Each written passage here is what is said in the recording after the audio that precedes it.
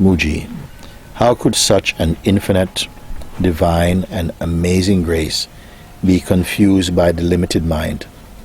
Thank you, loving you. How could such an infinite, divine and amazing grace be confused by the limited mind?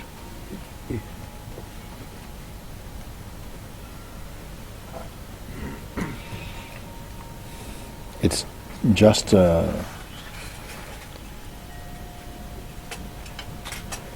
I wonder if the same person wrote this one, because it sounds so similar thing.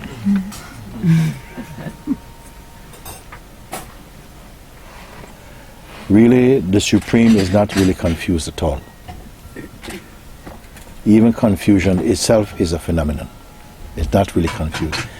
It cannot really divide that which is unique and pure and perfect. Can never be imperfect.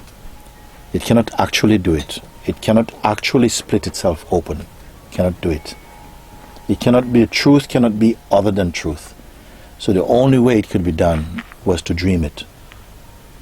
This is why it's called the Maya, the Leela, the play of the Supreme. It cannot actually do it. It had to devise a way which you may call Maya, the Supreme play of illusions and delusions, in order to have the sense of manyness. And all this manyness that we see from the trees, the sky, people, all the different species on the world, all of these things, all of them come from the one DNA as consciousness. They're all different masks of one consciousness.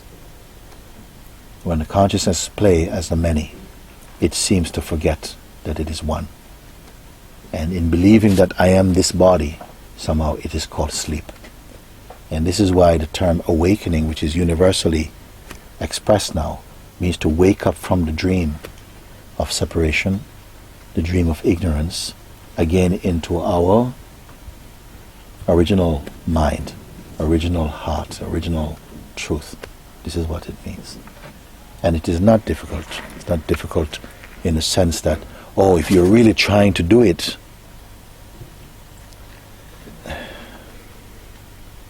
it is consciousness that is playing through that expression of the one really trying to do it.